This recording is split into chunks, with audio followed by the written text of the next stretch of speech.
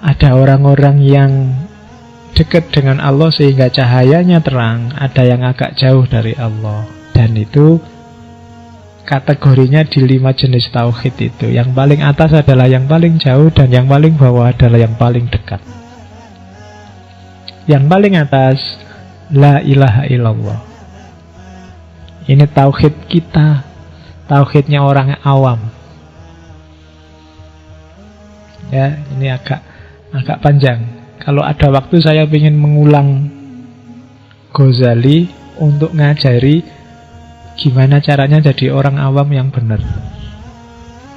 Karena di antara para sufi dan filosof yang mengorbankan puncak ekstasenya kemudian turun ke wilayah awam itu Ghazali.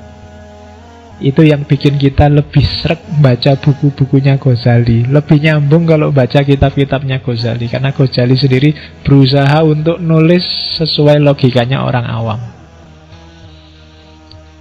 Dan kalau Ghazali punya teori sendiri gimana caranya jadi orang awam yang baik. Oh, itu tidak gampang ya. Nggak banyak di antara kita yang ngerti. Kabeh pengen dadi kiai, pengen dadi wali, pengen levelnya tinggi. Sebenarnya kalau kita sudah sadar level kita itu ya awam. Cuma gimana caranya kita jadi awam yang baik itu harus belajar juga. Nanti kita pakai Ghazali. Kalau di Surawardi, la ilaha illallah itu tauhidnya awam. Tiada Tuhan selain Allah. Di atas itu ada la ilaha illahu. Sudah nggak pakai lagi konsep Allah. Karena Allah itu identitas, itu konsep. Kristen juga pakai Allah, meskipun sama orang Malaysia dilarang. Banyak agama juga pakai istilah yang deket-deket sama istilah Allah. Pakai ilah, pakai Yahweh, pakai sebenarnya secara bahasa deket. Ketika masih pakai Allah itu berarti masih konseptual, masih sangat jauh. Agak lebih deket kalau la ilaha illahu. Tidak ada Tuhan selain dia. Dia sopus, pokoknya dia itu tidak terkatakan zatnya. La ilaha illahu. Tidak ada Tuhan selain dia. Tidak lagi Allah. Karena begitu saya ngomong Allah kan yang muncul di kepalamu konsepmu sendiri tentang Allah. Jangan-jangan tidak kayak gitu loh Allah itu. Nah, makanya orang yang lebih dalam, lebih tinggi dari la ilaha illallah, katanya Surawardi yang bilang la ilaha illahu. Di atas itu ada la ilaha illa anta. Kalau hu itu kan masih jauh, tiada Tuhan selain dia. Tapi kalau sudah anta, tiada Tuhan selain engkau, sudah di sini kan orangnya. Engkau itu loh, sudah bisa ditunjuk. Kalau hu masih di sana, dia adalah Tuhanku. Tapi kalau sudah engkau, sudah dekat. Jadi la ilaha illa anta. Tiada Tuhan selain engkau. Kalau sudah anta, kita sudah berdua, sudah jejer. Kalau masih hu, dia masih jauh. Ada lagi level lebih tinggi dari itu. Ini para sufi biasanya la ilaha illa ana. Itu Al-Halaj dan kawan-kawan kan ngomongnya kayak gini, seperti tidak jelaskan minggu lalu. Kenapa sih la ilaha illa ana? Karena aku ini gak ada.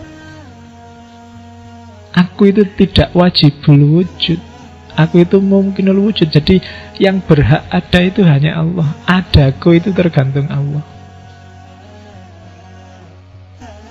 Jadi semua alam semesta ini adalah manifestasi dari adanya Allah, termasuk diriku.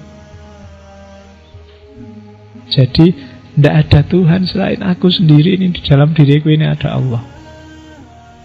Kenapa? Ya orang-orang ini sudah melenyapkan dirinya. Aku bukan kok aku ini, karena aku sendiri sudah nggak ada. Yang ada tinggal Allah. La ilaha illa ana. Kayak Al-Halaj kemarin loh. Katanya Al-Halaj kan dalam diri manusia ada dua aspek. Ada aspek manusiawi namanya nasut. Ada aspek ilahi namanya lahud. Orang-orang ini sudah membuang nasutnya. Semua dimensi kemanusiaan tak buang. Kenapa? Karena aku sedang gabung dengan yang sejati. Ketika nasutnya disingkirkan, tinggal lahudnya. Kalau tinggal lahudnya, Allah bisa masuk. Kita kompatibel sama Allah sudah. sudah nyambung. Ketika masih ada nasutnya nggak bisa kita nyambung sama Allah. Tapi begitu nasutnya disingkirkan, nafsu, materi dibuang semua, yang tersisa tinggal lahutnya. Kalau tinggal lahutnya, Allah bisa halah, bisa masuk. Itu kan yang disebut ajaran hulul. Allah bisa masuk dalam diri kita. Masuk dalam diri kita itu sebenarnya cuma istilah, karena kitanya sendiri sudah nggak ada. Itu kayak setetes air yang dibuang ke lautan. Air gabung, laut gabung sama setetes air, ya otomatis jangan dicari lagi setetes air itu, dia sudah hilang. Yang ada tinggal lautannya. La ilaha illa hana.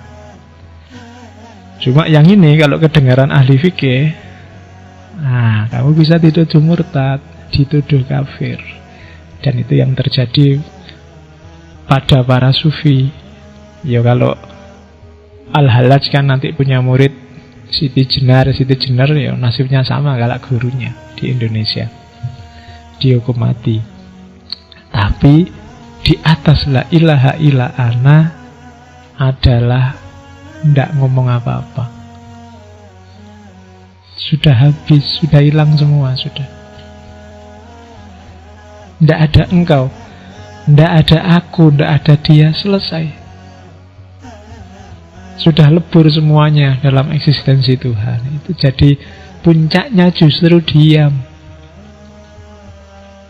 Sudah tidak bisa lagi diomongkan dan tidak mau ngomong apa-apa lagi.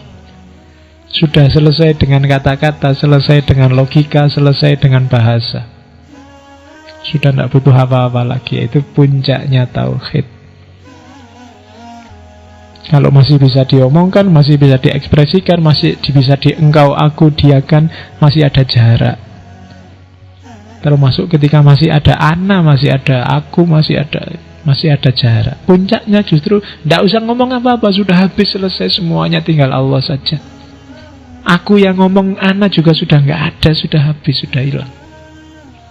Nah, itu puncaknya tauhid. Apa sih aku ini, siapa sih aku ini, wong aku ini nggak apa-apa, harusnya sudah habis dari dulu kalau Allah nggak ngizinin aku, jadi selesai. Nah itu tauhid yang paling atas, tauhid yang paling tinggi. Ya kalau kita sih masih yang paling tinggi yang di sana, yang paling rendah maksud. Bukan yang paling tinggi di sini, jadi masih la ilaha illallah. Karena dalam prakteknya ya mayoritas di dunia Islam ya la ilaha illallah yang itu. Kita aja belum. Karena kita masih secara konseptual ya kita masih jauh sama Allah. Kan ada guyonannya gitu kan, agama Islam itu adalah agama yang paling jauh sama Tuhannya. Yang lebih dekat dibandingkan Islam itu orang Hindu. Kalau orang Hindu itu lebih dekat karena Tuhannya dipanggil Om. Oh, itu lebih dekat. Tapi kalah dekat sama orang Kristen. Kalau Kristen Tuhannya dipanggil Bapak. Kalau Hindu Om, kalau orang Kristen Bapak. Orang Islam paling jauh. Kenapa paling jauh? Karena manggil Tuhannya aja pakai speaker keras-keras tiap hari 5 kali. Iya, jadi keras manggilnya, jadi harus orang sak kota kedengaran karena Tuhannya jauh.